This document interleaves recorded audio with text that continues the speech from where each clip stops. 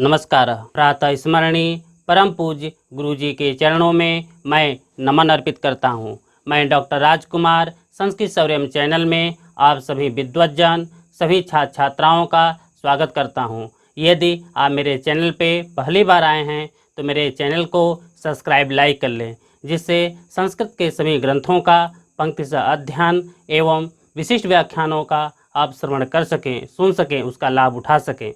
संस्कृत के प्रचार प्रसार के लिए इस वीडियो को अधिक से अधिक आप शेयर करें, जिससे सभी संस्कृत अनुरागियों को इसका लाभ मिल सके। प्रातः स्मरणीय परम पूज्य गुरु जी का संस्कृत सौर्यम चैनल में हृदय से हार्दिक स्वागत एवं अभिनंदन करता हूँ। आइए गुरु जी के श्रीमुख से ग्रंथ का पंक्ति से अध्ययन करें। धन्यवाद।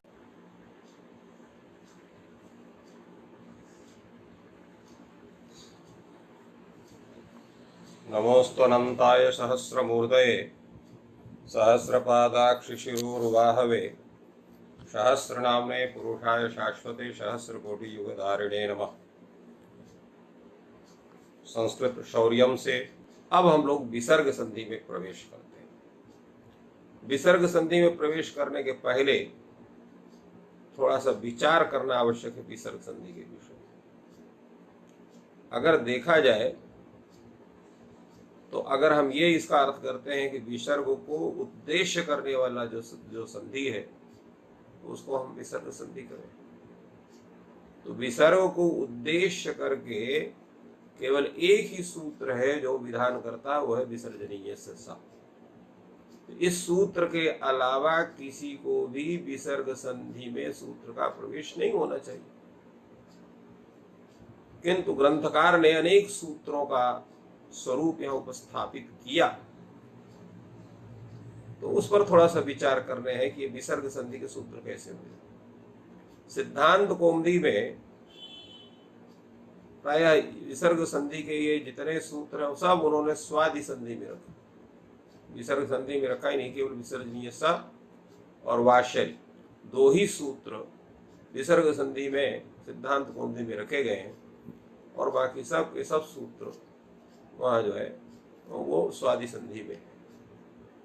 और सिद्धांत कौमुदी के विसर्ग संधि में वो ऐसे सूत्र हैं जो विसर्ग के स्थान में ही वस्तुतः विधान करते हैं, जिनकी कोई चर्चा लोग सिद्धांत कौमुदी में इसलिए नहीं की गई क्योंकि उनकी आवश्यकता कुछ गिने चुने ही प्रयोगों में है। मुख्य को सामान्य के रूप में बहुत कम सूत्र हैं, तो इसलिए इन्होंने उन सूत्रों को उपस्थापित न किया संक्षेप होने के कारण। तो अब ये विचार होता है कि फिर ये स्वादि संधि वाले जो सिद्धांत कौमुदी में स्वादि संधि में पढ़े गए सूत्र इन्होंने विसर्ग संधि में क्यों किया?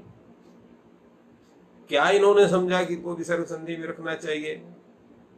अगर किसी से यह प्रश्न किया जाए तो बड़ा मुश्किल है इसका उत्तर होना। किसी भी न तो टीका में न तो परंपरा में न कोई बताता है न कुछ करता है, और छात्र की जिज्ञासा वो रह जाती है। तो क्या है उसको? तो विसर्ग संधि के रूप में विसर्ग रूप में दो स्वरूप पकड़ेंगे, एक विसर्गोद्देश्यक कार्य और एक विसर्ग स्थानिकोद्देश्यक कार्य। दो आप पकड़ के लीजिए। तो विसर्गोद्देश्यक कार्य कौन हो गया? विसर्जनीय सा सूत्र होगा जो विसर्ग के स्थान में सकार करता है, और दूसरा वाशरी सूत्र हो गया जो विसर्ग के स्थान में विसर्ग का विधान करता है। तो ये दो स्वरूप तो आपको विसर्गोद्देश्यक कार्य हो जाएंगे। और विसर्ग स्थानिकोद्देश्यक कार्य कौन होगा? तो विसर्ग स्थानिकोद्देश्यक कार्य होगा जो रेफ स्थानिक कार्य है, क्योंकि रेफ जो है वो विसर्ग का स्थानीय है। रेफ के स्थान में विसर्ग होता है। पदांत रेफस्य विसर्ग करी अवसान, करी और अवसान पर रहते पदांत रेफ को विसर्ग होता है। तो रेफ जो है वो विसर्ग स्थानिक है, तो विसर्ग स्थानिकोद्देश्यक कार्य जो होगा, और तो विसर्ग स्थानिकोद्देश्यक कार्य विसर्गोद्देश्यक कार्य। तो विसर्गोद्देश्यक कार्य की हमने चर्चा की, अब विसर्ग स्थानिकोद्देश्यक कार्य की हम चर्चा करते हैं। विसर्ग स्थानिकोद्देश्यक कार्य है आपका वो है तो रोलक कृतादक खुलते हैं, हश्च है, भोगो प्रवश्य योशी है, रोसुपी है, रोरी है, ढेड़ो पूर्व से दीर्घ होना, तो ये तो दीर्घ करता है। और ये आपका एतत्व दो स्वरूपों को नए समासे और सोच रूपे चेत पाद पूर्णम, इन सबको भी कथनचित उसमें हम रख सकते हैं। तो अब इसमें जो एतद् रूपोपकरण समासे और सोच रूपे चेत पाद पूर्णम है, इनको हम विसर्ग स्थान को उद्देश्यक कार्य के रूप में भी नहीं कर सकते। तो क्या करेंगे? विसर्ग स्थानिको स्थानिकोद्देश्यक कार्य, अर्थात विसर्ग का जो स्थानीय और उसका जो स्थानीय। तो विसर्ग का स्थानीय हुआ रेप, और रेप का स्थानीय कौन होगा? तो सकार, पदांत सकार। तो इस तरह से इसको किसी न किसी रूप में इसकी संगति लगानी पड़ेगी। तो तीन स्वरूप हमारे सामने उपस्थित होते हैं: विसर्गोद्देश्यक कार्य, विसर्ग स्थानिकोद्देश्यक कार्य, विसर्ग स्थानीय स्थानिकोद्देश्यक कार्य। ये तीन अगर रखते हैं तो ये पूरी की संगति आपकी बन जा रही है, जिसके पहले से दो सूत्र हुए आपके विसर्जनीय वाशरी, और इसके बाद आपका अतोरोरप्लुतादप्लुते हश्च भो भो पूर्व से योशी, और आपका जो है ये रोसुपी, तो ये रेफ करता है, इसका उसका उस रूप में नहीं है, परंतु उसको भी आप रख सकते हैं जो है। और रोरी, ये हो जाएंगे आपके विसर्ग स्थान को उद्देश्यक कार्य।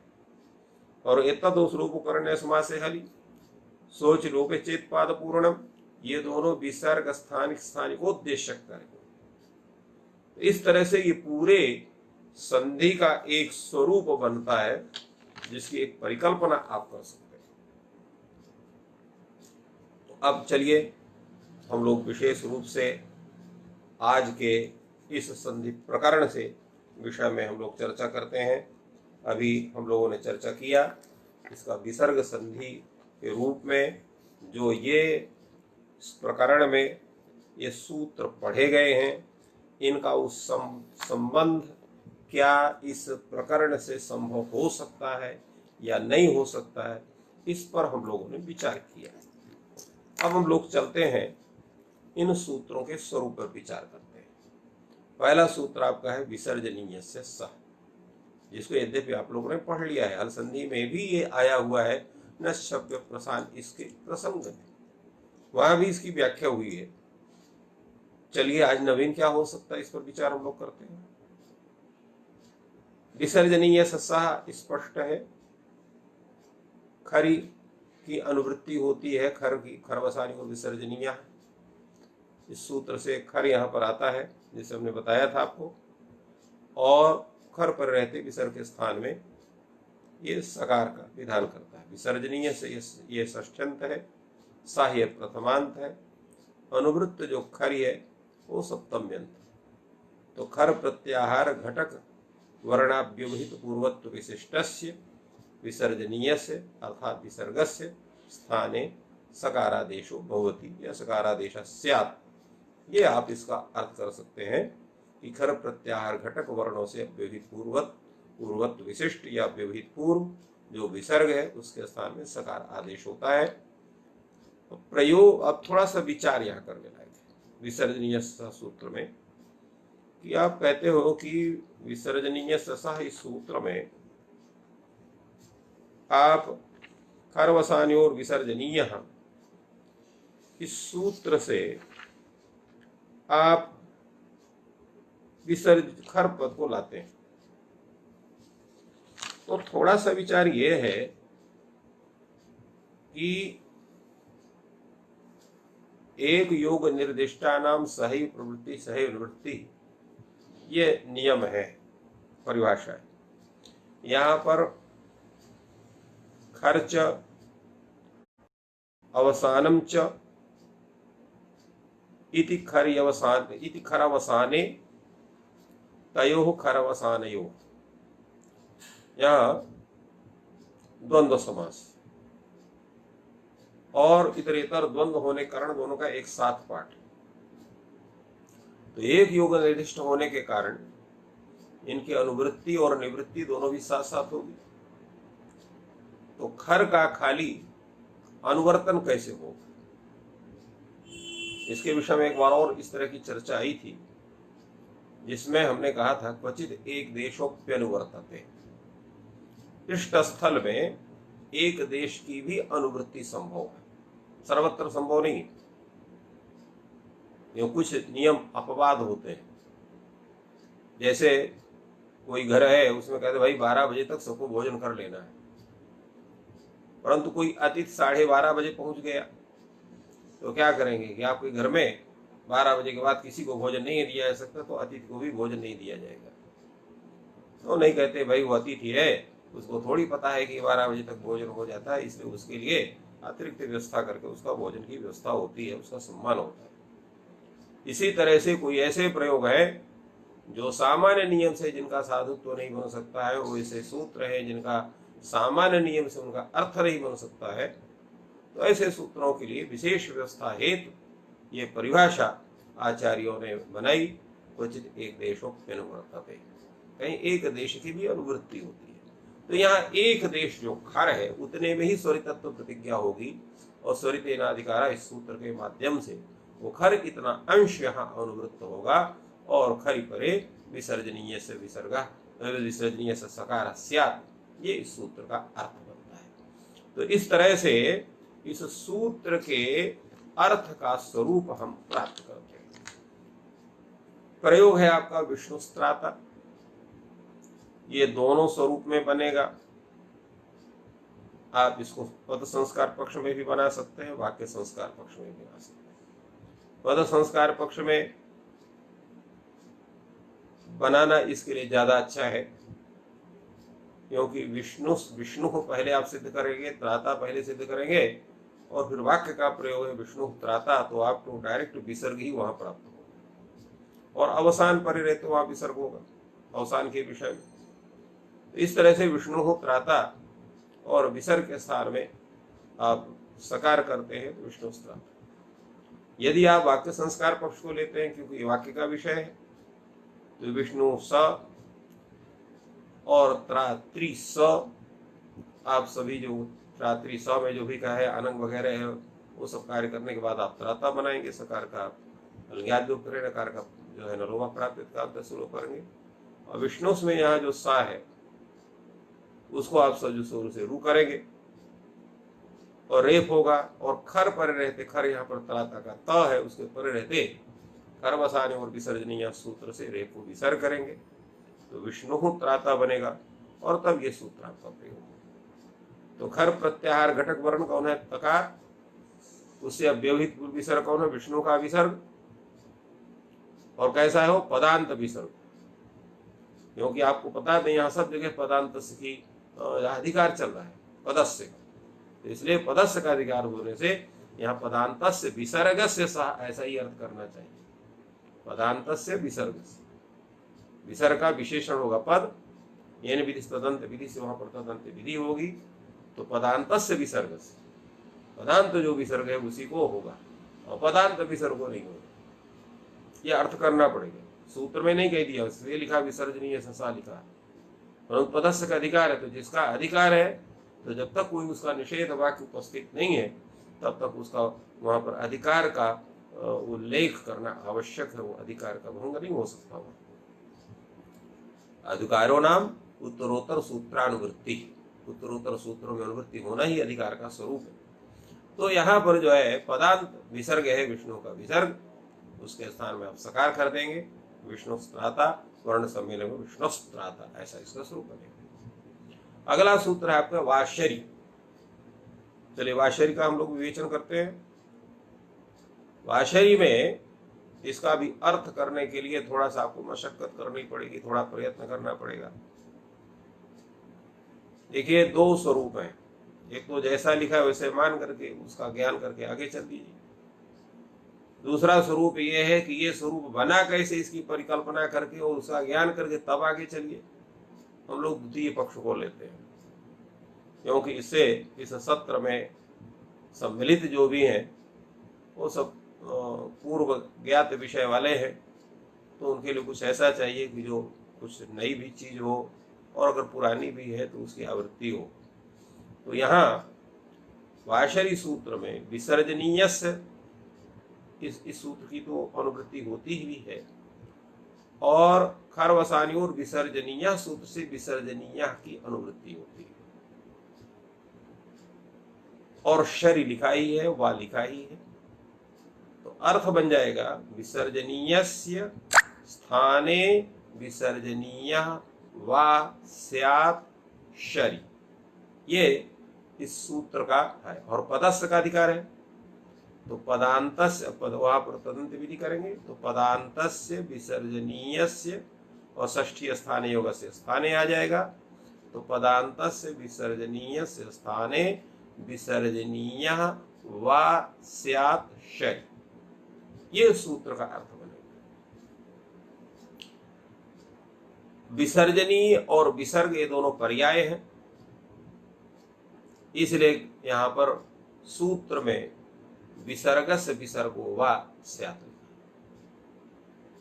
पदांत से इसलिए नहीं उल्लेख किया इन्होंने कि जैसे प्रसिद्ध चीज का उल्लेख नहीं होता, जैसे सबको पता है कि संध्या वंदन करना है तो स्नान आवश्यक है, इसलिए वाक्य आया अरहा संध्याम उपासीत। तो वहां ने लिखा है कि प्रातः स्नात्वा अरहा संध्याम उपासीत, क्योंकि स्नान करना वो तो शुरू से ही वो प्राप्त है, इसलिए यहां पर इन्होंने पदांतस्य का उल्लेख नहीं किया, किंतु जब अर्थ करेंगे आप तो उसका उल्लेख करेंगे।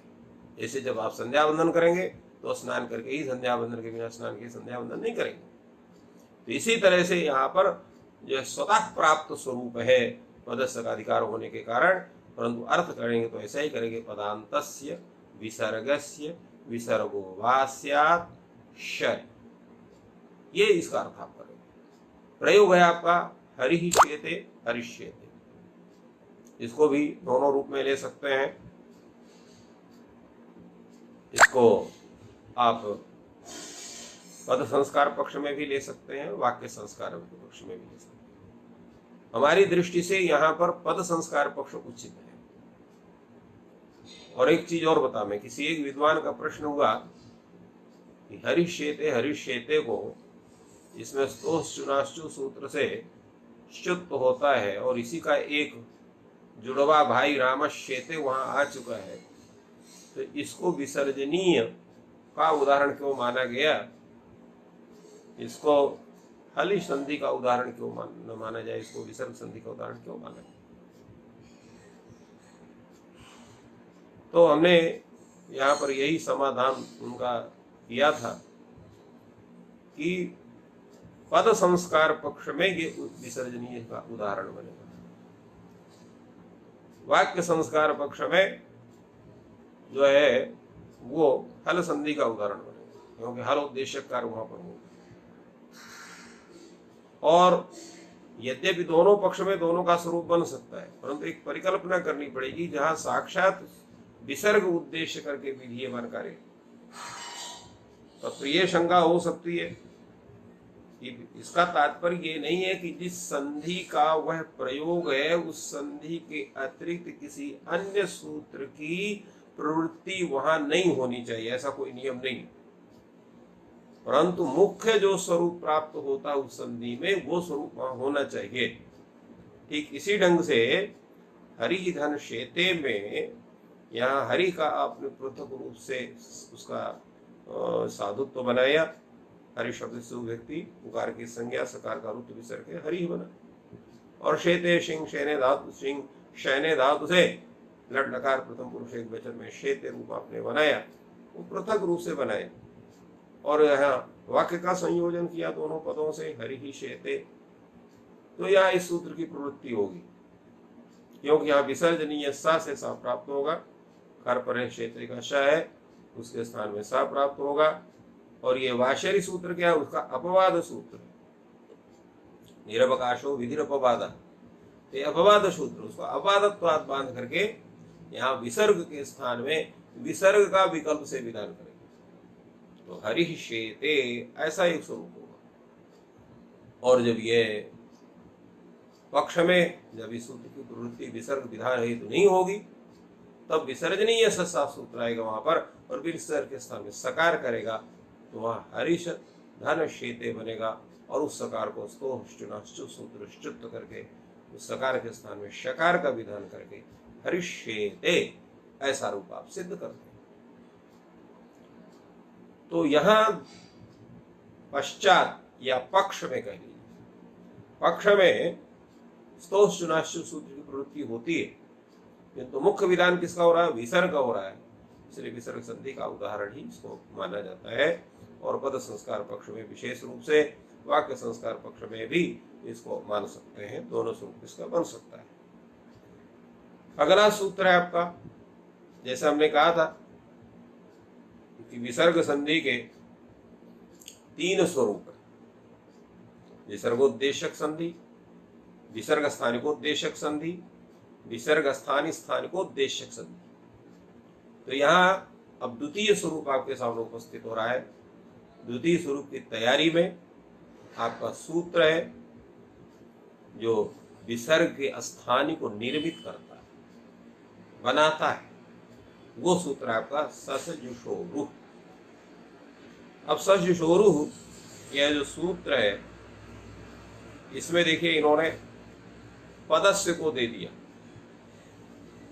और सस्य सजुषस् सजुष, तो सश्च सजुश्च इति ससजुषौ, तयोः ससजुषो, ये षष्ठ्यंत है, रु ये प्रथमांत है। पद की अनुपदस्य का अधिकार है, और पदस्य का अधिकार होने के कारण यहां जो है अर्थ इसका बना पदान्तस्य सस्य सजुषश्च। तो पदान्तस्य सकारस्य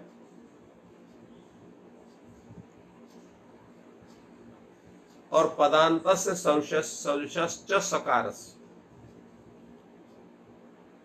यहां पर एक स्वरूप और बन सकता है, पदान्तस्य,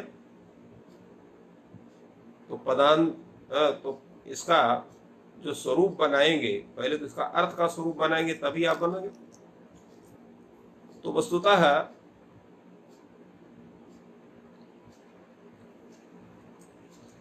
इसका अर्थ क्या बनाना चाहिए, कैसे करना चाहिए? तो इसका अर्थ तो यद्यपि यहां लिखा है इन्होंने, पदान्तस्य सस्य सौष्यस्य रुस्यात्। अब यहां जो है इसका एक स्वरूप उचित रहेगा। इसका अर्थ ऐसे बन सकता है, सकारांतम यत् पदम सजुष शब्दांतम यत् पदम तदंतस्य रुः स्यात्। पद को हम विशेष, क्योंकि पदस्य का अधिकार चल रहा है, तो पदस्य को हम विशेषण बना लेंगे। यहां इन्होंने जो लिखा, वृत्तिकार ने उपद शब्द को सकार का और सजुष का विशेषण बनाया और तदंत विधि किया। तो इसलिए यहां पर पदान्तस्य सजुष शब्दस्य च रुः स्यात् अर्थ किया। अगर आप पदस्य को वैसे ले, पदस्य को विशेषण बना दीजिए, विशेष बना दीजिए, और सा को सजुष, स और सजुष को इसको विशेषण बना लीजिए, तो क्या हो रहा है? सकारांतम यत् पदम, यहाँ सा में यहाँ पर तदंत विधि, सकारांतम यत् पदम सजुष शब्दांतम च यत् पदम तदंतस्य रुः स्यात्। षष्ठी स्थानीय योगा सूत्र लगेगा और अनुन्त्यस्य सूत्र लगेगा। षष्ठी अंतस्य अला हो जाएगा, और षष्ठी स्थान योग से स्थानिक संबंध हो जाएगा। तो सकारांतम सजुष शब्दांतम यत् पदम तदंतस्य अंत्यस्य अलह स्थाने रुः स्यात्, ये अर्थ का स्वरूप बनेगा। अभी देखिए, जब अर्थ का स्वरूप बनाते हैं तो लाभ क्या और हानि क्या है, इस पर थोड़ा सा विचार कर लीजिए। क्योंकि ग्रंथकार ने तो पदस्य को विशेषण माना, तो अगर पदस्य को आप विशेषण मानेंगे तो परम सजुष शब्द है। तो परम सजुष शब्द तो होगा नहीं।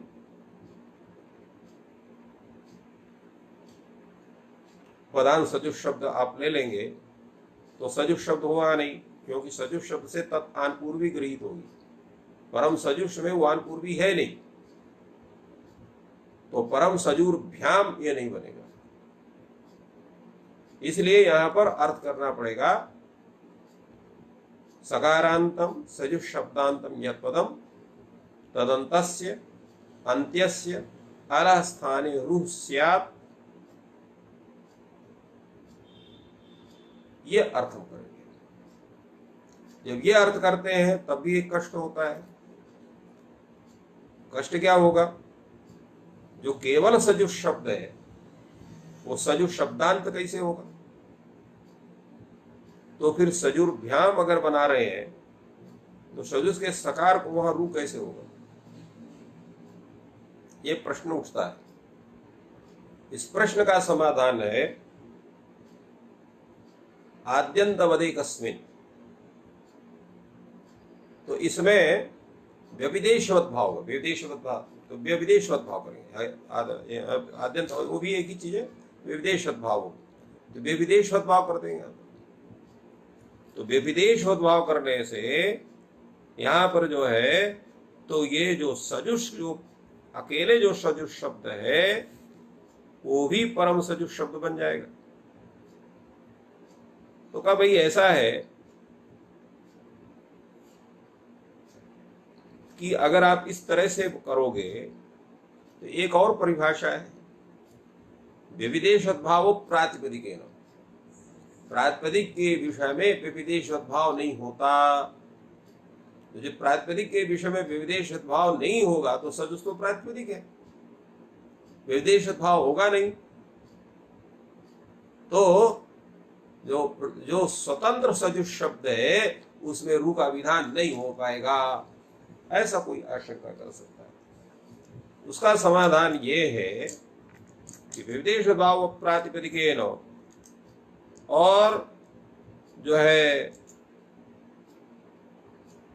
ग्रहण बता प्रातिपदिक तदंत विधिर नास्ति, ये दोनों उदाहरण प्रत्यय विधान के संदर्भ में है। यहाँ प्रत्यय का विधान उस प्रातिपदिक विशेष से नहीं हो रहा है, यहाँ आदेश का विधान हो रहा है। इसलिए इन दोनों परिभाषाओं की प्रवृत्ति यहाँ नहीं होगी। तो ग्रहण बता प्रातिपदिक तदंत विधिर नास्ति और न विदेश अप्रातिपदिक, इन दोनों परिभाषाओं की यहाँ प्रवृत्ति न होने के कारण यहाँ सजुष शब्द से विदेश भाव के सजुष शब्द ही सजुष शब्दांत मान करके और उसमें रुत्व कार्य हो सकता है। तो ये विचार होते हैं और इसका अर्थ जो बनता है, और विद्वान लोग जिस अर्थ का पूर्ण समर्थन करते हैं तो यही माना जाएगा सकारांतम सजुष शब्दांतम यत् पदम तदंतस्य अंत्यस्य अलह स्थाने रूह स्यात्। तो इस अर्थ मानने पर कहीं भी कोई समस्या नहीं होती है और सभी का समाधान होता है। अब चलते हैं हम अगले सूत्र में। अगला सूत्र है हमारा अतोरप्लुतादप्लुते।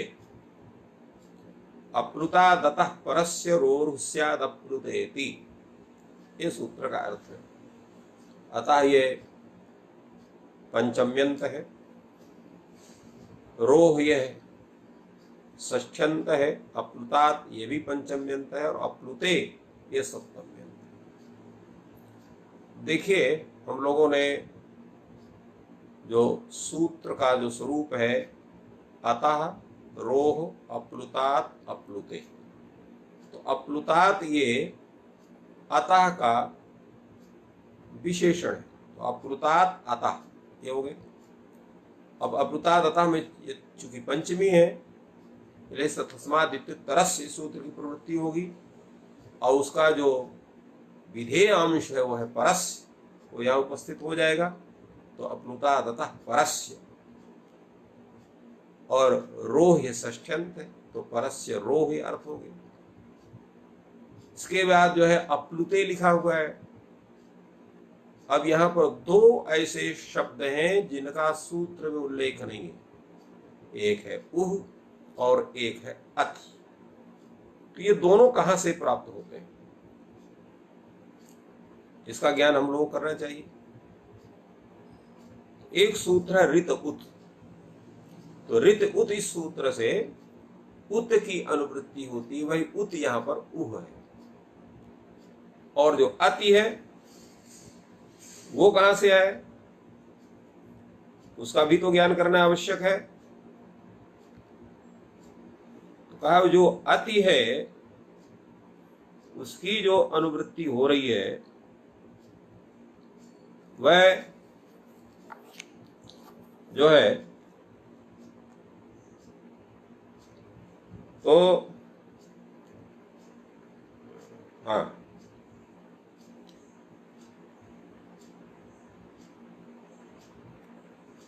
एंगा पदांतादति सूत्र से, तो एंगा पदांतादि सूत्र से अति की अनुवृत्ति हो रही है और रित उत से उत की अनुवृत्ति हो रही है। तब इसका अर्थ बनता है अप्लुता ततः परस्य रोरु स्यात् अप्लुते अति। और अति जो है ये अप्लुते का विशेष्य बन जाता है। तो इस तरह से इसका स्वरूप बनता है कि अप्लुत आकार से पर रू को ऊ होता है, रू के स्थान में षष्ठीय स्थानीय योगा सूत्र का संबंध यहाँ पर भी स्थान है, इसका जो है वो विधेय वाक्य विधेय अंश है वो यहाँ उपस्थित होगा। तो रोह स्थाने उह स्यात् अप्लुते अति, अप्लुत आकार परिणय। अब एक प्रश्न ये हो सकता है कि ये अप्लुते क्यों कहा, खाली अत इतने रख देते,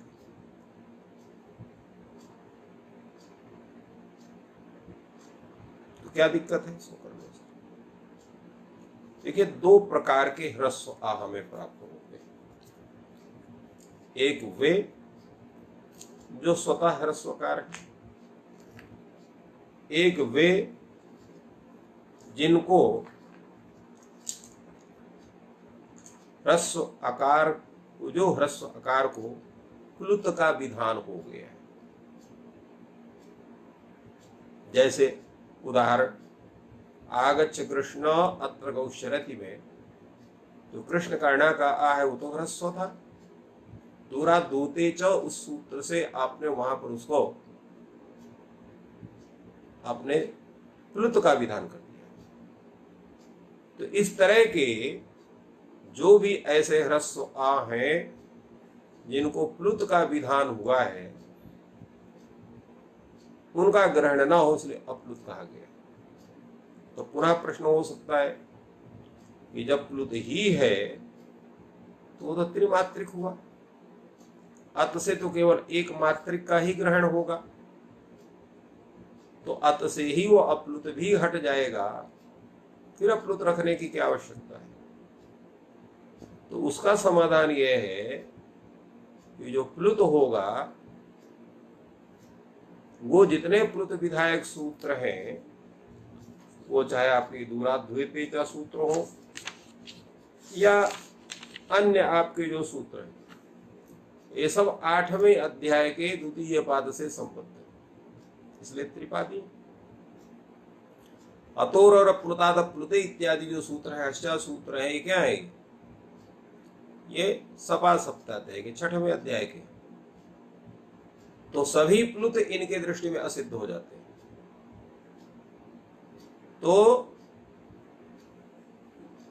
जिनको प्लुत विधान हुआ है भले वो इस दृष्टि में असिद्ध होकर के केवल ह्रस्वकार के रूप में वहां इनके समक्ष प्रस्तुत हो रहे, वो अप्लुत अत नहीं कहे जा सकते, वो प्लुत अत ही कहे जाएंगे। इस कारण से यहां अप्लुत कहा गया। तो ऐसा ह्रस्वकार जिसको प्लुत विधान कभी भी ना हुआ हो वही यहां पर गृहीत हो सकता है, और ऐसा ह्रस्व आकार जो पर में है उसको भी कहीं प्लुत विधान कभी ना हुआ हो रहा हो ऐसा वो गृहीत होगा। बाद में इसका हम विचार करेंगे, अभी केवल अर्थ को बतलाने के लिए कि अप्लुत और अप्लुते में क्या सूत्र। तो इस सूत्र का अर्थ बनेगा तस्मिन् दृष्टि पूर्व सूत्र को भी जब हम लगा लेते हैं तो अप्लुत ह्रस्वाकाराव्यवहित पूर्वत्व विशिष्टस्य अप्लुत अकारात् परस्य रोह स्थाने उह स्यात्, ऐसा इसका स्वभाव बनेंगे। अर्थात अप्लुत अकार के से अव्यवहित पूर्व जो अप्लुत अकार से पर रू है रू है उसके स्थान में ऊ होता है। अब एक प्रश्न ये होगा, आपने कहा रो रूह स्यात्, तो सज सोरू से जब रू करोगे, रू करने के बाद उकार के उद्देश्य नासिक से इत संज्ञा हो जाएगी, तस्य लोपा से लोप हो जाएगा, तो रेफ ही ना रहेगा वहां, रू कहां रहेगा। तब सूत्रकार ने यहां पर रूह ऐसा क्यों कहा, व्याख्या करने उसको, सूत्र में भी रोह लिखा हुआ है, रेफस से नहीं लिखा हुआ है, जो रेफस से होना चाहिए। अतो रोरप्लुता तप्लुतिम, यहाँ पर ऐसा क्यों लिखा हुआ। तब उस सब का समाधान ये है कि रू शब्द का अर्थ वहां पर है उकार इत संज्ञा विशिष्ट रेफ। तो उकार इत संज्ञा विशिष्ट रेफ जो है वो जब उसका अर्थ हो गया तो सामान्य रेफ गृहीत नहीं होगा। तो कहा अगर सामान्य रेफ भी अगर गृहीत हो जाए तो क्या दिक्कत है। तो कहा दिक्कत यह है, जैसे पुनर्धन रमते, पुनर का जो रेफ है वो भी रेफ, रमते का रा जो है वो भी रेफ है, और रेफ वो हास्य में आता है। तो पुनर के रा को भी ऊ होकर के और गुण होकर के पुनो रमते रूप बनना चाहिए, पुनरमते थोड़ी बनेगा उसका। जैसे मनोरथा बनता है उसी तरह से पुनोरमते बनेगा। इसलिए यहां पर रू कहा उन्होंने, रेफ नहीं कहा। तो जब रू कहते हैं तो उकार इत संज्ञा विशिष्ट रेफ ही गृहीत होगा, सामान्य रेफ गृहीत नहीं होगा, यही उसका मुख्य तात्पर्य। अब प्रयोग पर आते हैं, क्योंकि सूत्र की व्याख्या बहुत हो गई। सूत्र है और प्रयोग है आपका शिवोर्चा। शिवोर्चा में ये भी वाक्य है, और ये केवल वाक्य संस्कार पक्ष का ही है सब, पद संस्कार पक्ष में शिवोर्चा नहीं बन सकता, वाक्य संस्कार पक्ष का है। वाक्य संस्कार पक्ष में शिव सु और अर्च सु में वहां उकार की संज्ञा सकार करूं तो अर्चा बन जाएगा, और यहां शिव स अर्च ऐसा ही रहेगा। और यहां पर पदांत सकार है, पदांत सकार मान करके सज शोरु सूत्र से यहां पर भी सकारांतम यत पदम, सकारांत पद कौन है, शिवसा। तदंत जो है उसका अंत अल कौन है, तो स है, उसके स्थान में रू करेंगे तो शिव रू अर्चा बनेगा। और उकार के उद्देश्य नासिक सूत्र से संज्ञा तसलोपा से लोप करेंगे, शिव र अर्चा। और शिव र अर्चा ऐसी अवस्था में सूत्र लगेगा आपका अतो रप्लुतात प्लुते। अप्लुतकार कौन है यहां पर, शिव र में वा का आ, उसे पर रेफ है। रेफ का मतलब कार्य संज्ञा विशिष्ट रेफ, जिसको हम रू शब्द से यहां संबोधन करते हैं, उसके स्थान में यहां पर ऊ का विधान होगा, क्योंकि अपलुत आकार अर्चा का अपरे हुए हैं, इसलिए र के स्थान में ऊ कर दिया आपने। शिव ऊ अर्चा बन गया, शिव ऊ अर्चा। इस अवस्था में आपका सूत्र लग जाएगा आद्गुणा, आवरण से अच परे हुए है, और यहां जो है आप गुण करेंगे तो शिवो अर्चा बन जाएगा और सूत्र लग जाएगा एंगा पदांतादति। पदांत एंग कौन है? शिवो का ओ, और ह्रस्वकार परे कौन है? अर्चा का अ। तो यहाँ पूर्व रूप का विधान करेंगे, अर्थात ओ और अ के स्थान में पूर्व रूप ओ का विधान हो जाएगा। तो शिवोर चह, यह आपका रूप बनेगा। सिद्धांत कौमुदी में यहां पर एक शंका उठाई गई है कि शिव उ अर्चा जब ये स्वरूप बनता है तो उ जो है ये वस्तुतः सा के स्थान में रू और रू के स्थान में उ हुआ, तो ये प्रथमा विभक्ति का स्वरूप माना जा सकता है। तो जब प्रथमा विभक्ति का स्वरूप हो जाएगा तो प्रथमयोः पूर्व सवर्ण एक सूत्र है, वो कहता है कि अक से प्रथमा और द्वितीया संबंधी अच हो तो वहां पूर्व सवर्ण दीर्घ होता है। तो यहाँ पूर्व सवर्ण दीर्घ होना चाहिए, शिवार्चा बनना चाहिए, शिवोर्चा नहीं बनना चाहिए, ऐसा प्रश्न उठाया गया और उसका समाधान किया कि एक और दूसरा प्रथम पूर्व सवर्ण का निषेध सूत्र है नादिच। वो कहता है कि इच परे रहते, अवर्ण से इच परे रहते, अवर्णादिच परे न पूर्व सवर्ण दीर्घा, अर्थात अवर्ण से अच परे हो तो वहां पूर्व सवर्ण दीर्घ नहीं होता है। तो इस तरह से एक शंका वहां पर भी उठाई गई है। तो ये है आपका अतोरोरप्लुतादप्लुते इस सूत्र का तात्पर्य। अपलुत के विषय में हम बता चुके हैं कि अपलुत क्यों कहा गया है दोनों पक्ष में। सिद्धांत कौमुदी में या उनके टीकाओं में इनके उदाहरण बतलाए गए हैं कि कहाँ कहाँ उदाहरण इस तरह के हैं। इनका उदाहरण आप लोग पढ़ सकते हैं, बहुत विस्तार पर हम नहीं जाएंगे लघु सिद्धांत कौमुदी ग्रंथ होने के कारण। ये और इसका और विशद व्याख्यान है, बहुत चर्चा इसमें है, तो उस पर न जाकर के हम लोग चलते हैं हश्चा सूत्र के पास। हशिचा सूत्र का भी यही है, अतोरोरप्लुतादप्लुते, इस सूत्र में अतोरोरप्लुतात इतना अंश यहां अनुवृत्त होता है।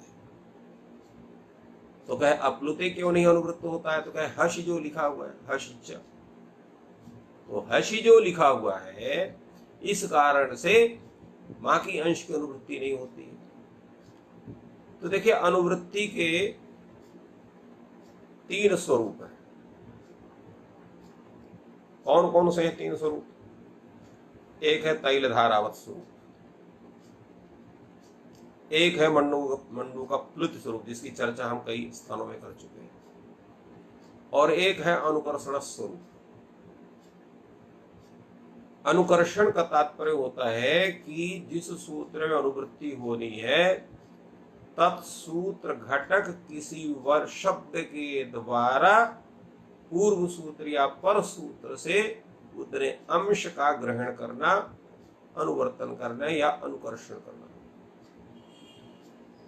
हश्या सूत्र में चकार पद दिया हुआ है, तो इस च पद से अतोरोरप्लुतात इतना अंश तो अनुवृत्त होगा, किंतु अप्लुते इतने अंश की इनको आवश्यकता नहीं है हर्षि का कथन होने के कारण, इसलिए वो अंश अनुवृत्त नहीं होगा।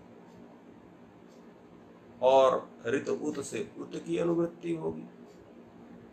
हर्षि का कथन होने का इंगा पदांत आदि से अति यहाँ अनुवृत्त नहीं होगा। तो अर्थ क्या बनेगा?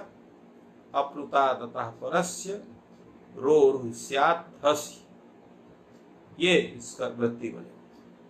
अप्लुता ततः परस्य रोरु स्यात् हसि, अर्थात अप्लुतकार से पर जो रू उसके स्थान में उ होता है, हश परे रहते।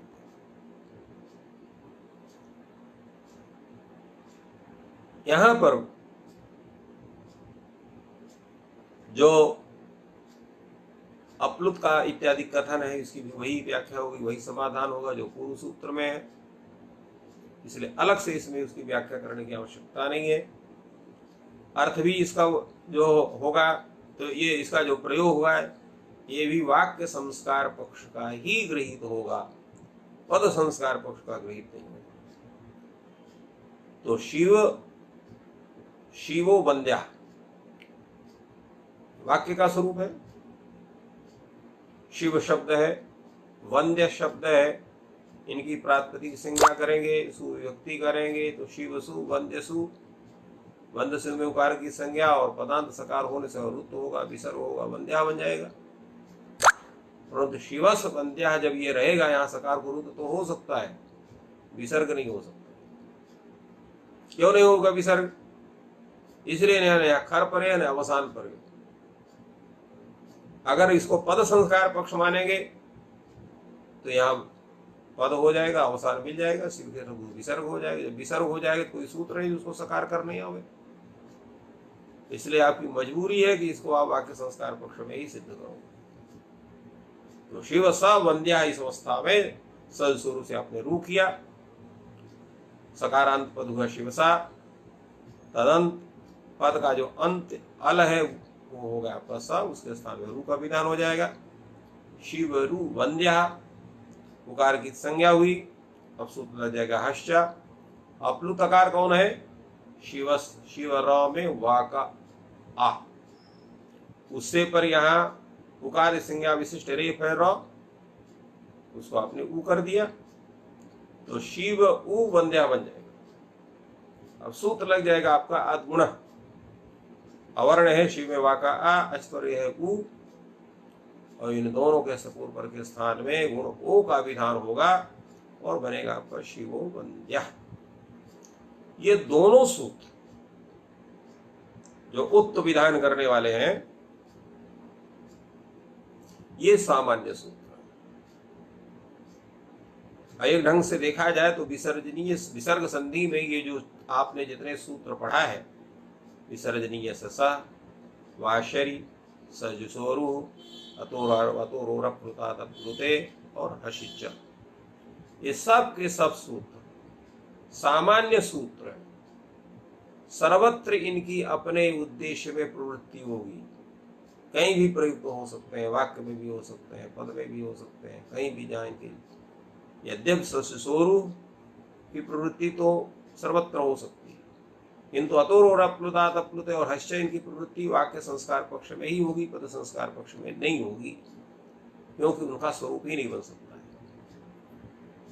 तो इस तरह से इन दोनों सूत्रों का हम अध्ययन करते हैं। और अगला सूत्र हमारे सामने उपस्थित हो रहा है, जो सूत्र सामान्य सूत्र भी है और विशेष सूत्र भी है। तो दोनों स्वरूप कैसे इसके बनते हैं, आइए इसका अध्ययन हम लोग करते हैं। भो भगो अगो अपूर्वस्य योश, ये सूत्र कहता है एतत् पूर्वस्य रोर्यादेशः रोर्यादेशो अश। यहाँ एतत् पूर्वस्य अर्थात भो पूर्वस्य, भगो पूर्वस्य, अगो पूर्वस्य, अवर्ण पूर्वस्य, अपूर्वस्य लिखा है। तो अ जब अकेले रहेगा तो अवर्ण का ग्राहक होगा। क्यों ग्राहक होगा अवर्ण का?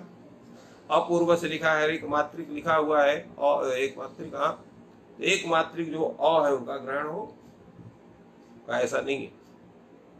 सूत्र आपका अणुदित सवर्णश्चा प्रत्यय, अविधीयमान जहां पर भी अण होगा वो अपने स्वसवर्ण का संगी होगा। यहाँ पर अविधीयमान अण है अपूर्वस में अ, वो स्वसवर्ण अर्थात जितने हैं अष्टादश प्रकार के अ सब का वो संज्ञा होगा। इसलिए अपूर्वस्य का अर्थ अवर्ण पूर्वस्य कहा जाता है, अर्थात अष्टादश प्रकार अवर्ण पूर्वक जो रू हो। ये रू कहां से आया? रोरिया देशा से आया। एक सूत्र है रोह सुपी, तो रोह सुपी सूत्र से रोह की अनुवृत्ति होती है, और रोह की जब अनुवृत्ति आपकी होगी तब ये सूत्र बने, तब अर्थ बनेगा वो पूर्वस्य। अब एक प्रश्न और होता है, ये पूर्वस्य सबके साथ क्यों लग रहा है? आ के साथ लिखा है इसलिए अ के साथ लगे, बाकी के साथ क्यों लगता है भाई? तो कहा इसमें समास है। भोश्च, भगोश्च, अघोश्च, अश्च।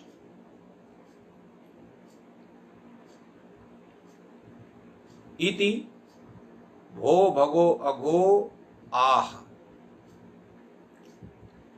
भो भगो अघो आह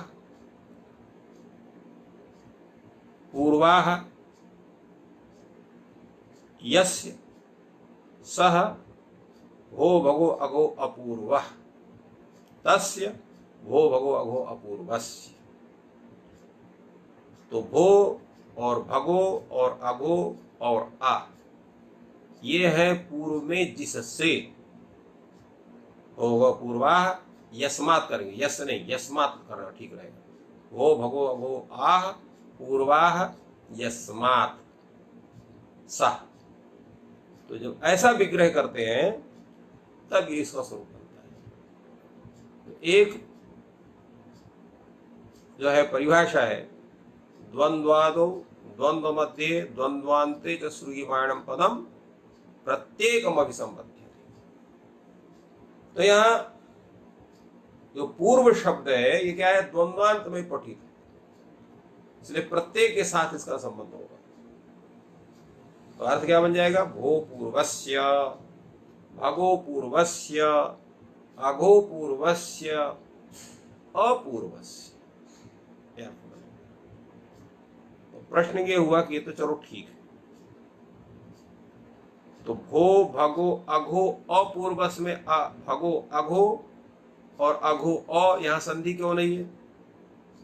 ये पदांत आकार है, ओकार है। अघो भो का भगो का ओ और अघो का ओ एंगा पदांत से पूर्व होना चाहिए और समास भी है, इसलिए समास आप संधि को आप अनित्य में नहीं कर सकते हैं। तो इसका सीधे इसके दो स्वरूप हो सकते हैं। मुख्य एक ही स्वरूप है कि सौत्रत्वा संधिर्णा, सौत्र होने के कारण छांदस संधि यहाँ नहीं हुई। अविवक्षा हम कह नहीं सकते हैं कि वाक्य होने से अविवक्षा, ये वाक्य है नहीं, ये समस्त शब्द है। इस कारण से सौत्रत्वा संधिर्ण अर्थात ये सूत्र में सूत्रकार की इच्छा है, सूत्रकार कहीं कहीं स्वेच्छा से अपना संधि नहीं करते हैं। दूसरे छंदोवत सूत्राणि भवन्ति, ये जितने सूत्र हैं ये वेदवत माने जाते हैं। वेद में यथोपदिष्ट विचार होता है, जैसा उनका उपदेश है वैसे ही उसमें साधुत्व विचार होता है। सूत्रों का भी वही स्वरूप है, जैसे उनका उल्लेख है वैसे ही उनका विचार होगा, पृथक विचार उसका नहीं। इस कारण से यहाँ पर संधि विधान भी नहीं हुआ। भो भगो अघो अपूर्वस्य योषि, ऐसा ही इसका स्वरूप बनेगा। इसलिए इसका अर्थ भी इन्होंने वही लिखा जो आपने अभी सुना अभी तक, एतत् पूर्वस्य लिखा है। एतत् पूर्वस्य का मतलब एतत्, यह शब्द जो है क्या है, ये एतत् एते पूर्वाः यस्मात् असौ एतत् पूर्वः तस्य एतत् पूर्वस्य। अर्थात भो पूर्वस्य भगो पूर्वस्य अघो पूर्वस्य अवर्ण पूर्वस्य। इस तरह से एवं भूत जो रू उसके स्थान में, रू का मतलब रुकारित संज्ञा विशिष्ट रेफ, उसके स्थान में य आदेश होता है। यह आशी लिखा, यह इति प्रथमांतम पदम, आशी इति सप्तम पदम। तो यह जो है प्रथमांत है।